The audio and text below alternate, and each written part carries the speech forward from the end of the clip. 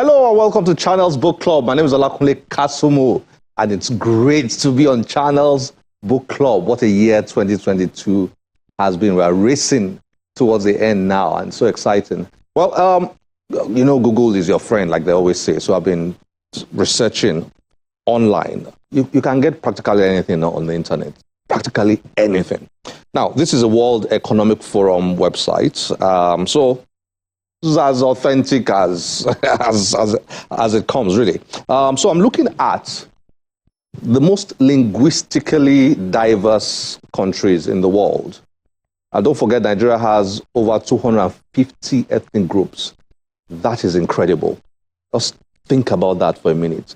Over 250 ethnic groups, most of which can stand alone as nations. I mean, Singapore is just about 4-5 million people. And when you have the Bibios, and you have the Efiks, and you have the Yorubas, and you have the Igbos, and the Hausas and the Fulanis, who go into multiple millions of people, then they are more or less nations. So Nigeria is a nation of nations. We need to start thinking that way. Now, apart from the ethnic groups, linguistically, Nigeria has over 500 languages. Now, so when you look at the list of countries in the world, the most linguistically diverse countries in the world, Nigeria is ranked, guess what? Number 3. So, out of all the countries in the world, Nigeria is the third most linguistically diverse country, behind Papua New Guinea and Indonesia, ahead of countries, gigantic countries like India and China and the United States. So while we have over 500, about 517 languages, China has just about 309 languages, and the United States has about 328 languages, and so on and so forth. So Nigeria is a fantastic country. It's just great and diverse, and with all the ethnic groups and all the languages. And you will notice on this show that we've been very particular about looking at the histories of our ethnic groups. And some writers in Nigeria have done a fantastic job, you know, writing and documenting the histories of their various people. And remember, we featured this, Zulu people of Northwest Nigeria. Remember that, by Bawa Amos. That was fantastic. There's one we've not yet featured, but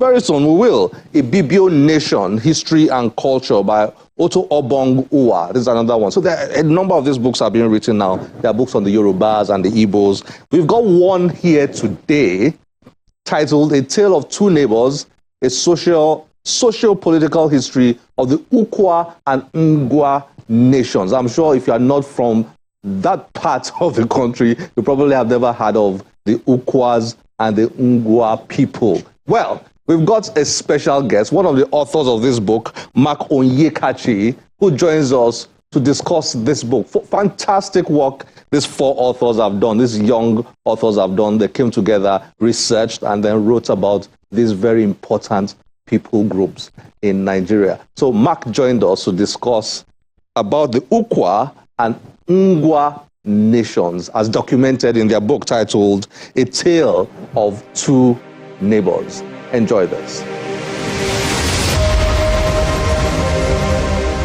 Mark Onyekachi is a chartered civil engineer, property development professional, and author. Onyekachi, who is currently a PhD student at the University of Nigeria, Nsukka, is an alumnus of the University of Port Harcourt in Rivers State, Metropolitan School of Business and Management in the United Kingdom, Tony Elumelu Foundation, Daystar Leadership Academy, Word of Faith Bible Institute, and Enterprise Development Center. Onyekachi is a co-author of A Tale of Two Neighbours. The other authors of the book are Ben Igwe, a creative writer, poet, and an alumnus of the University of Nigeria, Nsukka, and a master's student at the University of People, California, USA.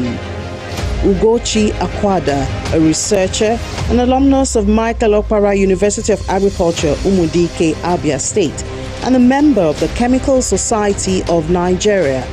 Ugochukwu Okoye, an alumnus of the University of Nigeria, Commonwealth Scholarship, University of Edinburgh, UK, and a doctorate student of Carleton University, Canada. Onyekachi joins Channels Book Club to discuss A Tale of Two Neighbours.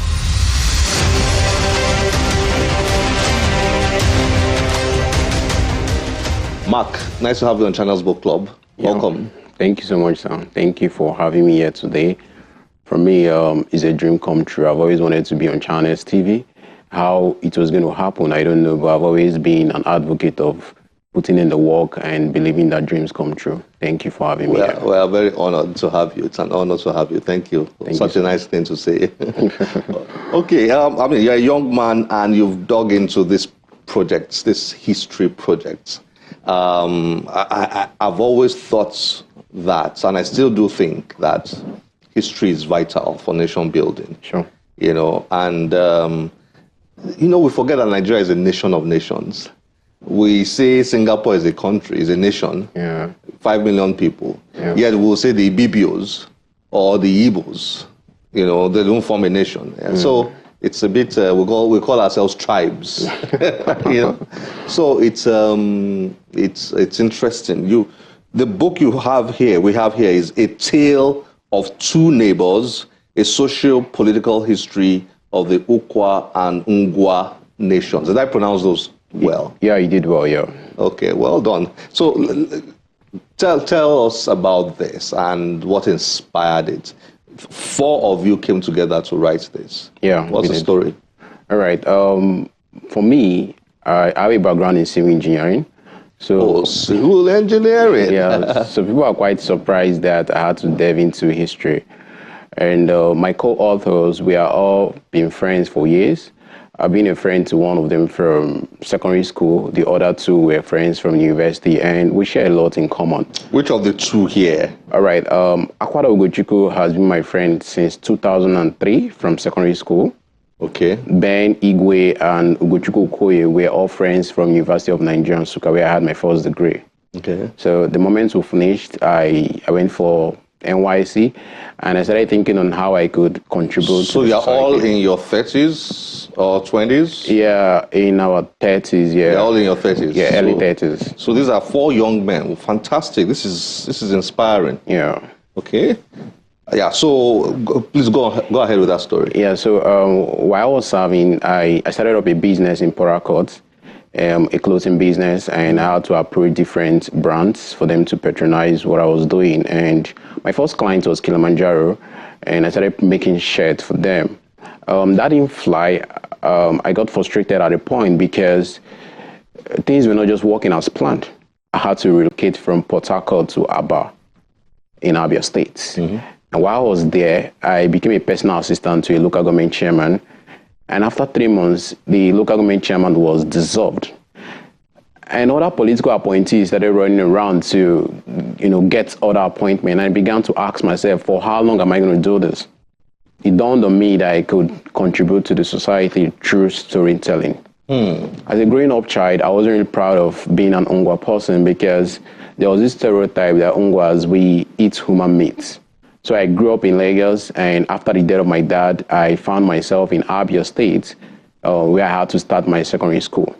While I was there, I was not proud telling people that I come from Ngwa. So most times when you ask me, I tell you that I come from another place, another local government in Abia. So in Abia, we have what we call the Old Benden and the Aba division. So the Aba division is where you have majorly the Ngwa people that make up 7 local government areas, and the Ukwa people that make up 2 local government areas, Ukwa East and Ukwa West, where today Abia State is referred to an oil producing area because of the oil wells that are situated in the Ukwa region, most especially Ukwa West. Right. So after secondary school, I went to university and I kept hiding my identity till my final year when I met with, I had an encounter with Emeritus Professor Benson Olikbe, the author of Intensive English, and Professor Mika Otabragu, who happens to also be a professor of English, all from University of Nigeria, Nsukka. And they are Ngwas. And I met them and I told them that I wasn't really proud of being an Ngwa person. And they asked me a whole lot of questions and I gave them answers and feedback. And they ended up giving me a book written by an Ngwa person titled Aba and British Rule. After reading that book, I had a mind shift. I had a whole lot of things changed about me, and I began to appreciate who the Ngwa people are. That gave birth to me contributing to the society by bringing up together like minds to document a verifiable story about the Ngwa people and the Ukwa people. Who are these Ukwa people? They are our neighbors. But over years, we've been able to do things together with them, and we see them today as our brothers. In as much as people feel that this relationship is politically, but I also know that the life we live and everything we do revolves around politics. Today we see them not just as neighbors, but as brothers. And that is why we have a title, A Tale of Two Neighbors. Thank you. You don't know, Mark, what you just said now, you don't know how much it has inspired me. Thank you so much. I mean, because this is what Nigeria needs. You know, stories like this and people like you. Thank you so much. It's what Nigeria needs, because this is an important work you've done. But I'll come back to, let's get a few things. So you are Ngwa. Yes.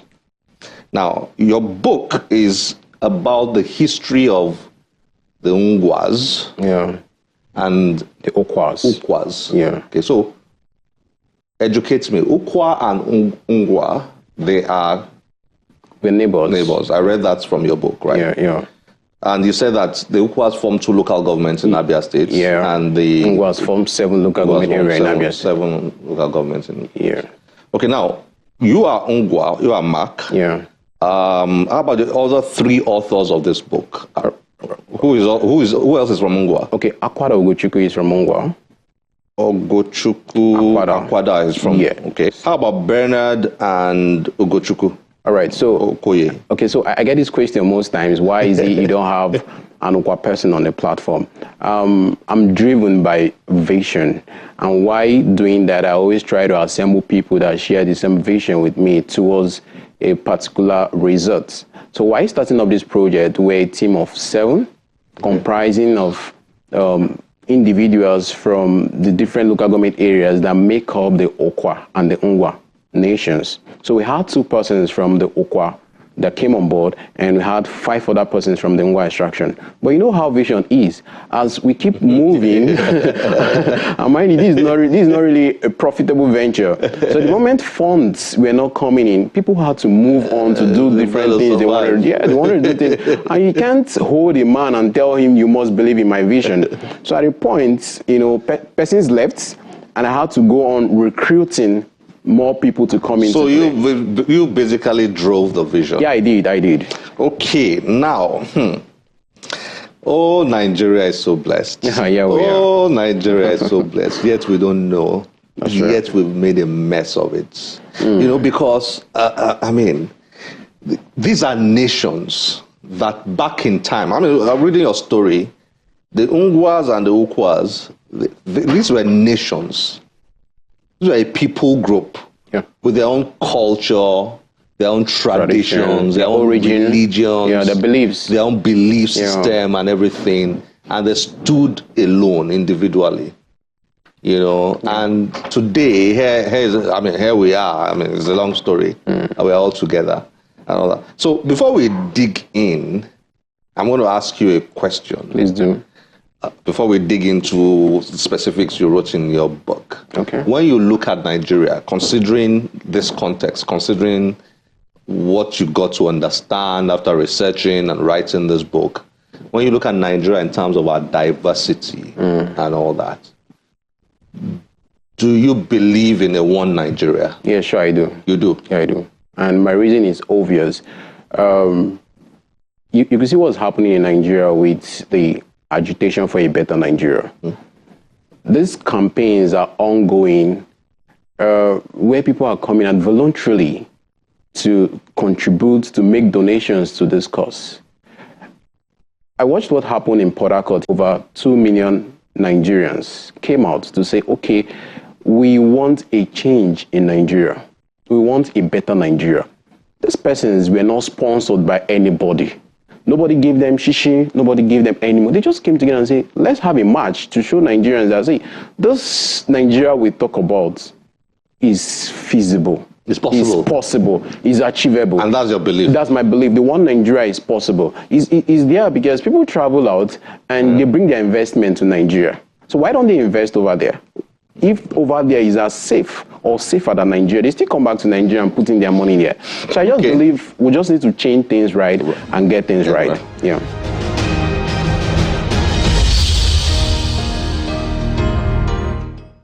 Tune in to Gist Nigeria and get the lowdown on the issues that really matter. You have the world at your fingertips. Check out the Nigerians shaping the future at home and around the world. What inspired the film was my life story. And hear from those voices without a platform. That I lost my brother. This is your country. Anything you set your mind to, you can bring to life. This is Gist Nigeria, a partnership between the BBC and Channels TV every Wednesday at 9 p.m.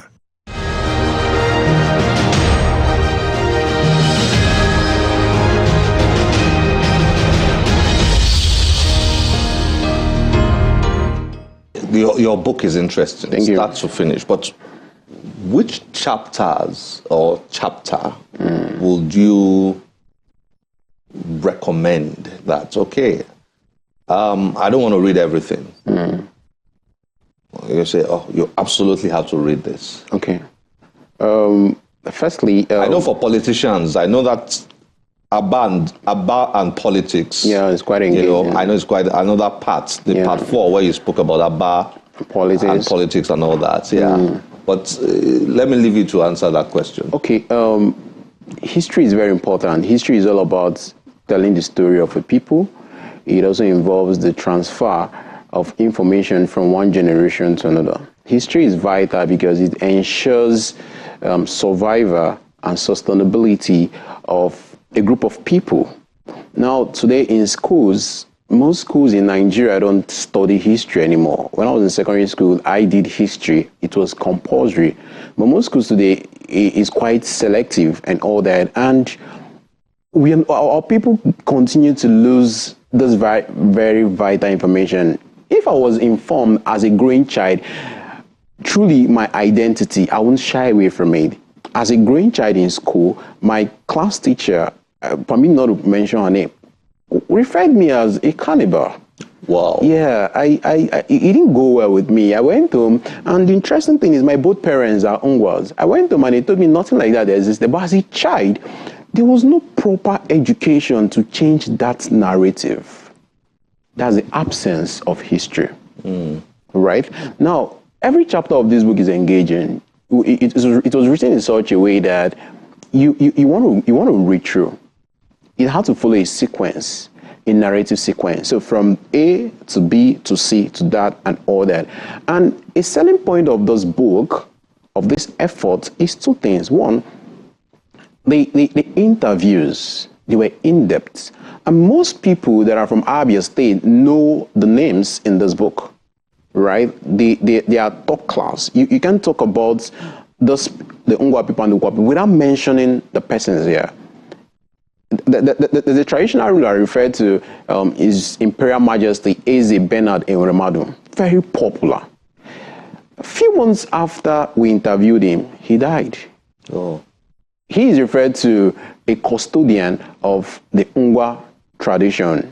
You will see his name in the first chapter of this book. So just imagine if we didn't interview him, he would have died with that knowledge. Yeah. The children would never tell the story as better as the late Enwemadu. So you see why this book is peculiar? I will also went further to fill a gap.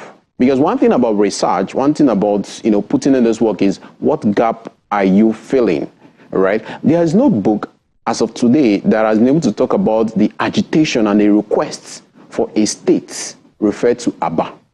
This is the first book that gives you a very in-depth information about the agitation, the grounds, the requests, how far they have gone for the demand of a state. Because most of the founding leaders are alive. So we had to meet them, interview them, go to library, go to archives to get this information. So back to your question, striking parts of this book are first, the origin. You need to know about a people before you want to read any other part of the book. So when you look at the origin of the Nkwa people, that of the Ndoki and that of the Asa people, then you move over to know about the agitation for the demand for our states. Thank you. Well, Mark, thank you very much. It's been a delight speaking with you. Thank you, sir. Congratulations on this work. Well done. Thank you, sir. We look forward to you doing more. Do more of this. Don't stop here. Our dream is to have this book premiered, and I'm saying this openly that we're trying to reach out to top movie producers, the likes of Kunle, Mo Abudu, Kemi Adetiba, to explore this. Yes, to work with us to bring this to reality. To the big screen. Yeah, I want to see this on Netflix. I think that's our biggest goal. It deserves to be. Yeah. It should be. That's what we're working on now. Maybe you can build a story around the three brothers. Yes, sure. All right. Thank you very much. Thanks for joining us on Channels Book Club. Thank you, sir. It's a pleasure that I'm here. And I've really enjoyed my time. And one more thing before I leave, dreams come true. I say this over and over again. Growing up as a child, I always told myself that someday I'm going to be on the media talking about a thing. I never knew what it's going to be about. And today, I'm here on Channels TV talking about the book. To every young person out there that believes in what he or she is doing, just keep putting in the work. It took about 5 years to produce this book. And we were just dogged who wanted to make an impact. And we believe someday the world is going to hear our voice, because I believe that the future is our voice. Well done. Inspiring. Thank you very much for joining us. Thank you. It's been a pleasure and an honor having you here. Thank you, sir. Thank you, sir. Thank you.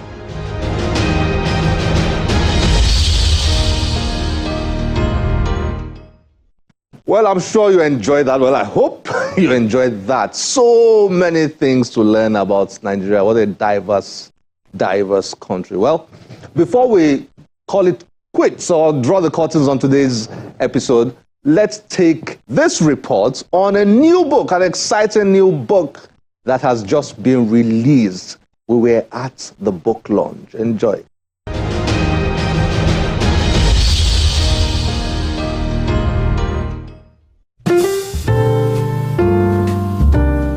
The Chief Executive Officer of Unix, Jonathan Majin, has hosted his friends and families at the launch of his second book, Reality Check. In 2019, the young entrepreneur published his first book, Brace Yourself, which is a compilation of different ways people handle adulting. As someone who's passionate about addressing youth, Majin bears his thoughts in his new 3-chapter book, Reality Check, which according to him will encourage his target audience to read the book. The beauty in writing is being able to say a lot of things in a very, very clear and concise way, that straight to the point and push forward the anyone can come out and write a 1,000-page book where you can never see where the person is going, or where I think the real skill and the real difficulty is writing something that's very, very compact and very, very impactful. So this is really, really small. It's really, really short. It's designed in a way where you can take it wherever, no matter how much you hate reading, as long as you live in Lagos, you'll be in traffic. So as long as it's something that's always with you, it's something you can always pick up, it's something you can always read. You don't have to read everything in go. After his fire chat session at the book launch, Majin elaborated on the major motive of writing Reality Check. It was me delving into human beings' relationship with change and how against change we are. It made me do a lot of research into it and understanding the institutions and how our resistance to change has been weaponized against us. We have a flawed education system, a flawed monetary system that is built to serve the few and not serve the masses. So I wanted to understand it a bit more and share with people so they can have better tools to make better decisions for themselves in their lives. The Chief Executive Officer of Nairametrics, Ugu Obichukwu, wrote the foreword of the book. He helps anyone who is finding it difficult or struggling with their careers or where they currently find themselves in, maybe academically or what they're currently doing. So it just tells you that, look, the academic system today or the educational system globally is just a phase. It's not meant to box you in the corner. It's not meant to tell you who you need to be. It's just one of those things that you need to sort of tick in a box, just like you would tick your birthday. So, but then always understand that, there's more to life than just what you learn in school or what your parents teach you. You got to be able to discover yourself, and that's basically what this book is telling everyone. A visual artist, Abisola Gbadamosi, who collaborated with Majin, spoke about expectations of the book.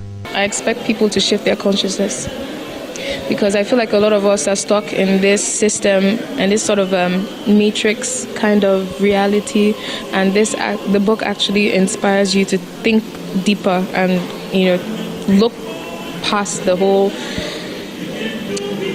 Nigerian system we have. So what I hope for the book is that it inspires others to also write, because I feel like there are a lot of young authors that don't feel that they can do this, one, and two, I hope it does awaken the minds of people. Reality Check is a handbook for youths as it helps them to understand fundamental societal structures and gain control of life choices.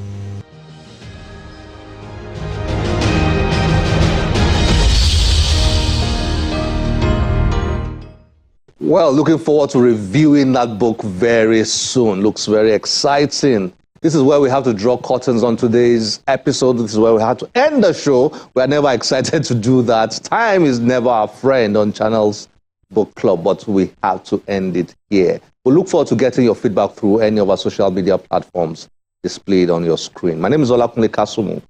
Remember, one great book can change your life. Bye-bye.